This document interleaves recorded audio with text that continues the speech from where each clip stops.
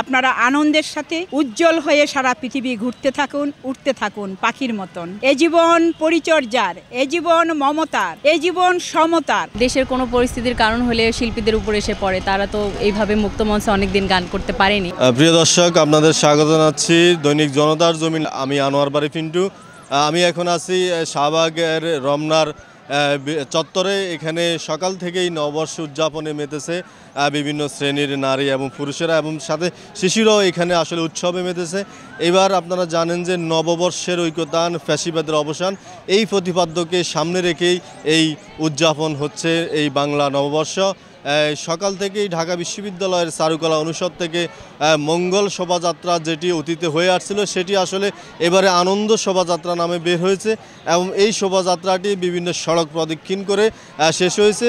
এবং আমরা এই ঢাকার বিভিন্ন স্থান ঘুরে আজকে যেমনটি দেখতে পেয়েছি যে শিশু একাডেমি সহ রমনা পার্ক, শাহবাগ টিএসসি, শাহবাগ মোড় সহ বিভিন্ন সড়ক এবং বিভিন্ন পার্ক, এবং এছাড়াও বিভিন্ন হোটেল অর্থাৎ রিসোর্ট বা রেস্টুরেন্টেও নববর্ষের বিশেষ আয়োজন করা হয়েছে। এবং আমরা কিছুক্ষণ আগে দেখেছি যে এই রমনা পার্কে বিভিন্ন জায়গায় প্যান্ডেল করে এখানে দর্শনার্থী এবং আগত দর্শকদের জন্য বিশেষ ব্যবস্থা রাখা হয়েছে। এবং এখানে আমরা বেশিরভাগই নারী এবং শিশুদেরকে এখানে আমরা দেখেছি যে নববর্ষে উদযাপনে মেতে উঠতে তারা বিভিন্ন রঙের শাড়ি, অর্থাৎ নববর্ষের যে চাপ রয়েছে সেই শাড়িগুলো এবং মুখে গালে সহ বিভিন্ন জায়গায় তারা নববর্ষের বিভিন্ন সিম্বল এঁকে বিভিন্ন রং বেরঙের এই উৎসবকে তারা আসলে মাতিয়ে তুলেছেন।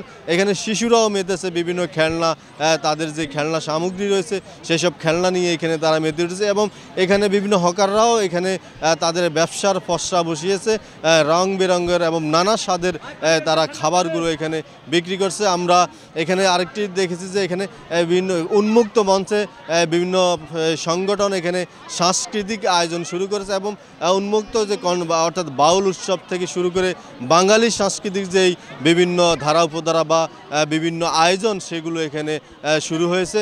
আমরা যদি আপনাদেরকে জনতার জমিনের ক্যামেরায় এই মাঠ ঘুরে আমরা দেখাতে চাই যে আসলে তারা আসলে রঙিন এক উৎসবে মেতেছে আজকের এই ঢাকা। আমরা আপনাদেরকে জনতার জমিনের ক্যামেরা নিয়ে যাব তাদের কাছে, এবং দর্শকদের আমরা আজকের উৎসবে তাদের যে অনুভূতি, তাদের যে আবেগ, তাদের যে আনন্দ উচ্ছ্বাস, সেগুলো আমরা এখন জানতে চেষ্টা করব। শুভ নববর্ষ, অভিবাদন 1432 সাল। আপনাদের সবাইকে অভিবাদন জানাই এই নববর্ষের প্রথম দিনে। আর আপনাদের মনের আকাশে সুস্থ, সত্য, শান্তির প্রতীক হিসেবে এই ঘুড়িটি উড়িয়ে দিলাম আপনাদের মনের আকাশে। আপনারা আনন্দের সাথে উজ্জ্বল হয়ে সারা পৃথিবী ঘুরতে থাকুন, উঠতে থাকুন পাখির মতন। আমি মনে করি মানুষ যদি মানুষকে ভালোবাসে, এ জীবন পরিচর্যার, এ জীবন মমতার, এ জীবন সমতার, আর সমতা রাখবার জন্যেই আজকে শুভ নববর্ষে প্রথম বৈশাখী দুপুরে আপনাদের জানাই অভিবাদন, সাদর সম্ভাষণ।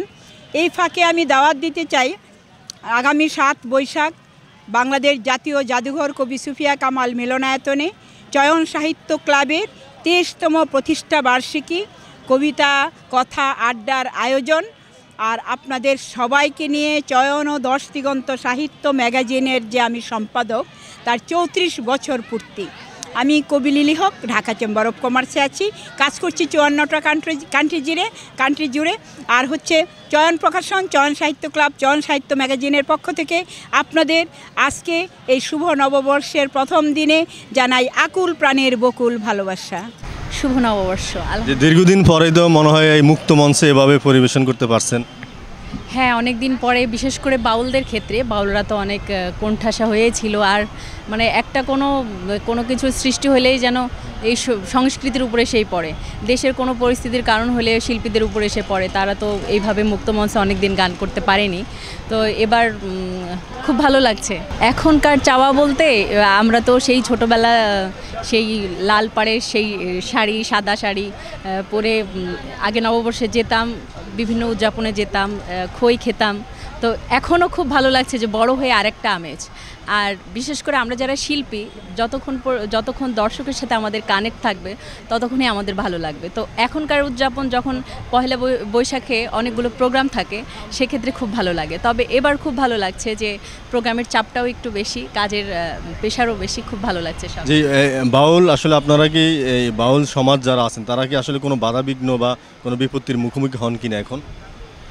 বিভিন্ন, এটা তো বললাম না যে এটা তো আসলে হয়ই, কারণ বিভিন্ন দলীয় কোনো প্রভাব এসে পড়ে এই শিল্পীদের উপরে। কোনো প্রোগ্রামে গেলে সে প্রোগ্রাম বন্ধ হয়ে যায়, তখন তো আমরা যারা শিল্পী আমাদের প্রফেশনই তো গান গাওয়া, তো সেক্ষেত্রে আমাদের তো অনেক সমস্যার মুখে পড়তে হয়।